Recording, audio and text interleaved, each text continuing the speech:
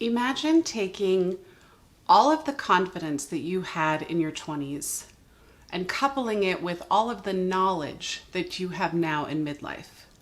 What kind of magical baby could you make with that kind of mashup? That is what we're talking about today. Hey ladies, I am Jaylene with Your Next 40 Years, and I am here to inspire you to live bold in these next decades of life. So if that sounds like something that you're interested in and you want to be a part of it, go ahead and hit the subscribe button and the bell notification to be notified each week when I put up a new video. Okay, so our topic today is body image empowerment. And to set the stage, I want to tell you a little story about moi. When I was 22 years old, I packed a duffel bag and I went to work as a bartender on a cruise ship. The cruise ship was partnered with National Geographic, and so it was environmentally responsible. And so we went from Mexico all the way to British Columbia, hiking, kayaking, whale watching, snorkeling, any kind of outdoor activity that there was to do in the area, we did it. We went into several different ports of call and walked around the town to learn about the native culture there. I met hundreds and hundreds of people. Each week we had a new group of guests that would come on board. I met people in our ports of call. I met amazing coworkers who I worked with on the ship. It never once occurred to me during the time that I was working on that job and meeting all of those people, it never once occurred to me that some of them might think I'm fat, or they might think I'm old, or they might think that I'm not as pretty as I think I am, or any of those thoughts. They never crossed my mind. In all of the people that I met, I had confidence and swagger. I would walk up to strangers. Hey, I'm Jaylene. Nice to meet you. Not a problem. And it never occurred to me that any of them would say no or turn their back and completely reject me. And honestly, even if they had done that, I probably would have just said, okay, your loss, and moved on. But somewhere between my 20s, having 3 babies, and now my 40s, all of that kind of naive confidence fizzled away. And what I was left with was a very dark and dysfunctional body image. Now, it's important to say first that confidence is a skill. It is not something that we are born with or without. Confidence is a skill just like speaking a different language or playing an instrument or playing a sport. You have to practice in order to stay good at it. I didn't really understand that. I didn't really know that had I continued to practice that level of confidence, I would probably have stayed that confident. So I really allowed my confidence to fizzle away. And in place of all of that confidence came this very, like I said, dark and dysfunctional body image.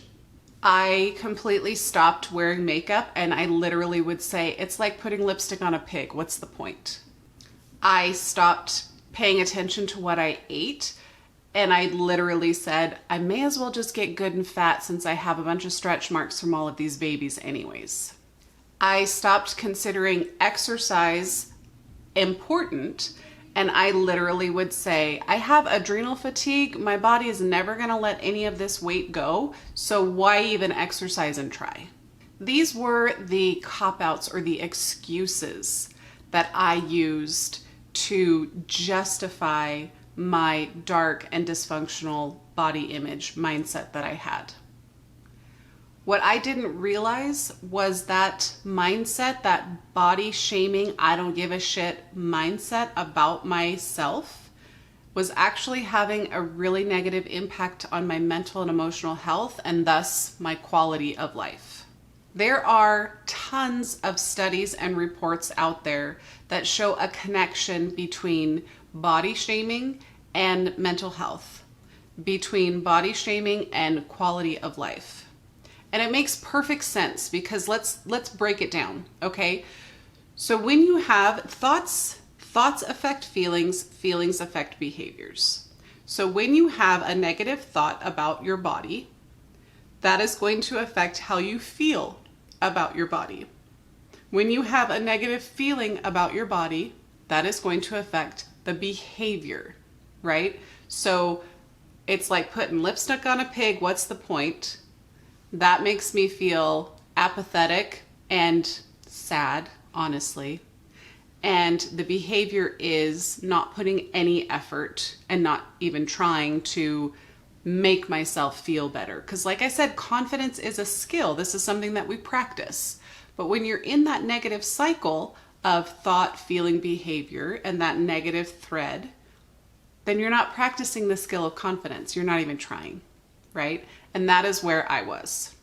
Now, the whole reason that I even started my soul searching journey a few years ago was because I wanted to get rid of my anxiety. I had lived with anxiety and panic disorder for 30 years and I was sick of it. I did not want to go into my next 40 years living in fear and vulnerability. But through the process, because there are so many layers to anxiety and what's causing it, I learned a lot about myself and some other amazing things happened for me. And one of those things was I now have a very healthy and positive body image. I love my body just the way that it is. And I am very, very happy with my body just the way that it is. And I'm not saying this to you from a fit after 40 Jennifer Aniston kind of body, okay? I have had 3 children. My youngest is 5. I still weigh today the same that I did a week after I had him. My oldest is 13. She was 10 pounds, 11 ounces, 22 and a half inches. You know that she left a mark. But I still love my body just the way that it is. Even though I'm not the size that I want to be, even though I have stretch marks from having babies, I still love my body just the way that it is. And I want to talk with you today about some of the steps that I took to get to where I am now. Because, like I said, I was in a very dark place. I had a very dark and dysfunctional mindset about my body. And now I have a very positive and nourishing mindset about my body. So I want to talk with you about my journey to get from point A to point B. So step 1 is to be grateful for what your body can do. And this shifted my mindset more than probably most of the steps that I took. First, I think that it's important for you to know that I eat 12 cups of vegetables a day. I count calories. I don't eat sugar, gluten, or dairy. I am very mindful of my nutrition and of my diet. I exercise 3 to 5 times a week. It's very important to me to stay active. I still, like I said, weigh as much as I did a week after I had my 3rd baby. And that has a lot to do with hormone imbalance and adrenal fatigue and some thyroid disorders and that kind of thing. So I don't say all of this because I am supporting being unhealthy. When I step onto the scale, the number that's there is not in the brackets that my doctor would like for it to be in, but I am a healthy person in that I exercise and I count my calories and I make sure to eat healthy. That was a big hill for me to climb, accepting that I can be this size, which is approximately 30 pounds outside of those brackets, without feeling like a failure or having a negative body image. And what helped me to get there was having gratitude for what my body can do. I have two people specifically in my life who I care about very much, and they both have multiple sclerosis to an advanced stage, and they are both confined to a wheelchair. And you know damn well that they would trade bodies with me in a hot second, regardless of the 30 pounds and the stretch marks. And when I put things into perspective that way, my mindset shifted tremendously, because suddenly it wasn't about body image. It was about body functionality. It was about, what can my body do? My legs are strong enough to help me stand up out of bed every morning. My arms are strong enough to pick my 5-year-old up and hold him. My body is strong enough to take my kids on a walk to the park, to do yoga, to do a HIIT workout, to lift weights, to run on the treadmill. My body is strong enough to keep me mobile and active, and I am utterly grateful for that. It may not want to let go of the 30 pounds, and the stretch marks are here to stay, but that doesn't impede me from being active and being mobile and swimming with my kids and spending time, hiking and all of the things that I love to do. So having gratitude for your body and what it can do, it changes your perspective about, suddenly exercise and nutrition are not things that we should do because we hate our body and want to change it. They are things that we should do because we love and appreciate our body. This is how we show it thanks.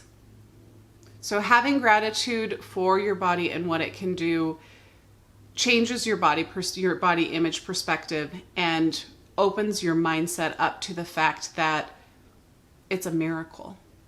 It is a magical vessel that must be taken care of, fed and nourished and taken care of. So step 2 is to remind yourself every day what you like about yourself. I don't know if you write in a journal, but you should. And in that journal, when you're writing what you're grateful for and what your goals are for the day and how you feel and all of those kinds of things, I also want you to write down 5 things that you like about yourself. And the reason this is important is because on a daily basis, we as midlife women are reminded that our bodies are not what they used to be. They don't look the way that they used to. And honestly, they don't function the way that they used to. I get out of bed every morning and I feel sore. I don't know about you, but I have to do some stretching and get myself warmed up. 20 years ago, 30 pounds wouldn't have been, I'd be able to lose that in 2 months. It wouldn't have been a problem. My body is not the same that it used to be. Having those constant reminders of how it's not the same as it used to be, that creates kind of that comparisonitis between Jaylene now and Jaylene 20 years ago. And that's a hard beast to battle. So writing down every day 5 things that I like about myself helps me to stay in the present and helps me not to compare now to then. Even though social media, the media, our bodies themselves, even though they're all of these external reminders about how our body is not the same, our body is still amazing. It's still magical. It's still phenomenal. And there are at least 5 things about my body that I like on a daily basis. And again, this is just that confidence skill and practicing it. And in order to practice it, reminding yourself about those things that you like about yourself, and suddenly I'm confident because I like these 5 things about myself, or these 8 things, or these 15 things, or however many you can think of. So step 2, writing down at least 5 things a day that you like about yourself. Very powerful exercise. Step 3, remember that beauty is only a state of mind. It's a mindset. And not just your mindset, but everyone else's mindset also. Every person gauges beauty based on a different lens. And it has been proven through psychological studies that we are actually more attractive to other people than we are to ourselves. And I said attractive, not attracted. So we are more attractive to other people than we are to ourselves. And that makes perfect sense, right? Because who is your biggest critic? You are. You are your biggest critic. So obviously you are going to find yourself less attractive than other people do. And I don't want you to remember this because you get validation from other people finding you attractive. I want you to remember this because it's a different perspective. It's a different lens. It's a different viewpoint.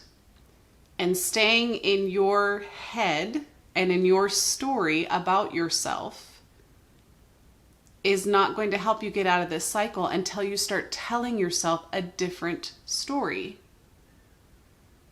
And part of that, changing that story, is accepting and understanding that the way that you see yourself is less than the way other people see you.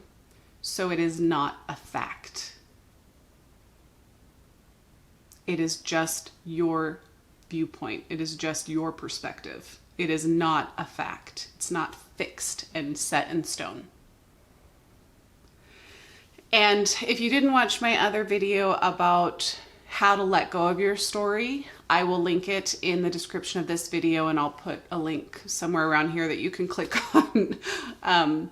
But there is the most impactful methodology that I have found to let go of your story is the work with Byron Katie. And that's what I talk about in that other video. Somewhere here or down here.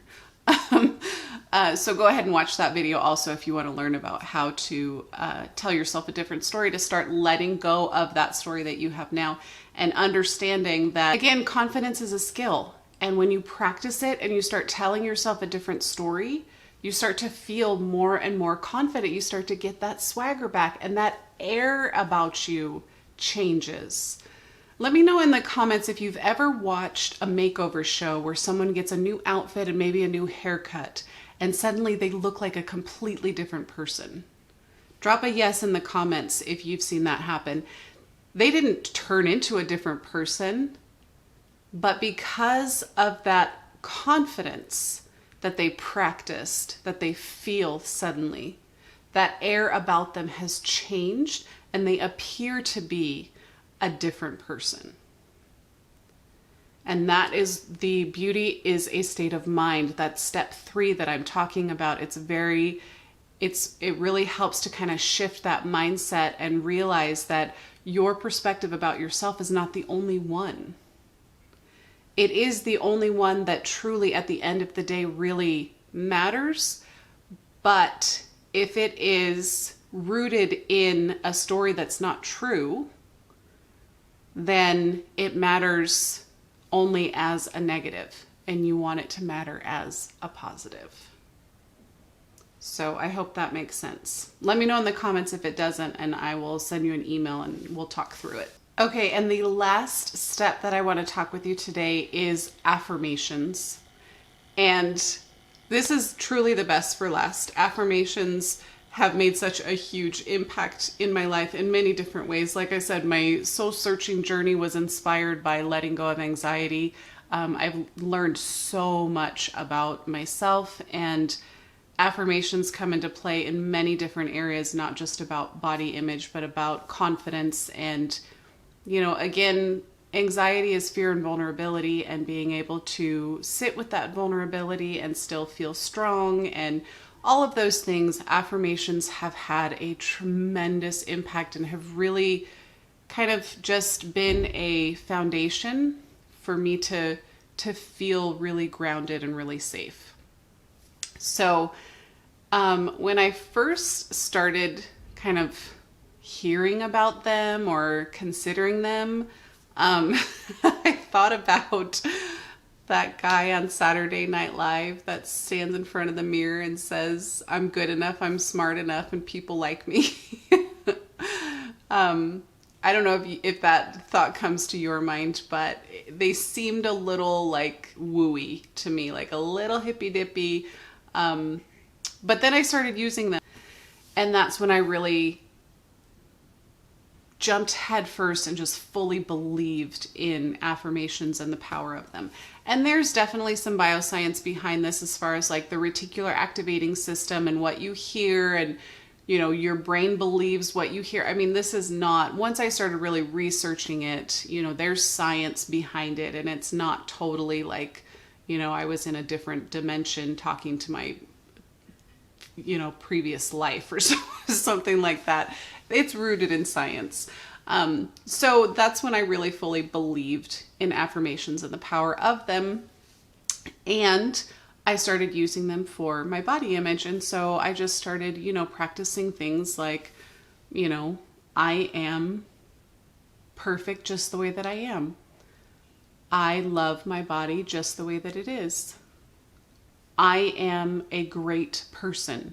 These kinds of affirmations that helped me to just kind of shift my body image perspective away from, you know, oh, well, I can't wear a bikini, so I'm not a quality person, or what, you know, wherever it was before.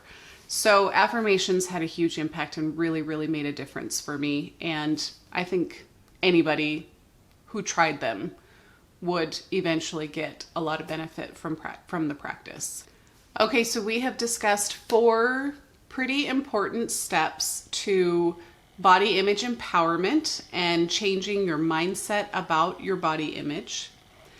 And these types of things are completely out of the norm, like out of our day-to-day practice, because if they weren't, we would have a positive body image already. So I created a tool that will help you with accountability, with, you know, writing in your journal every day, with practicing affirmations, with having a morning routine that includes some of these things. And the tool is called the Ritual Tracker. And essentially it's just an accountability tool that helps you to show up for these different tasks so that, you know, you start to really make that big shift in your life that you want to see happen. So if you go to yournext40years.com/ritual tracker, and I will link this in the description, you can download the tool for free and just print it off and start using it. And it's just really like a hands-on kind of accountability tool that will help you to, you know, set a goal to write in your journal every day, or set a goal to practice affirmations for 15 minutes every day, and then check it off. And that putting pen to paper, that whole practice there's a lot of science behind that also, where when you write your goals in your own handwriting and you check them off with a pen on a piece of paper, it's something happens in your brain where there's suddenly a level of accountability and you actually start doing it. So yournext40years.com/ritual tracker, download the tracker and start using it. So if you liked this video, please let me know by liking it, giving it a thumbs up, subscribe to the channel. Don't forget the bell notification so that you get notified when I put up a new video each week. Share this video with any of your midlife ladies that you know who might be struggling with their body image. And make sure to let me know in the comments any questions that you have or any aha moments that you had about this video. And I will see you next week. Thanks so much for being here with me.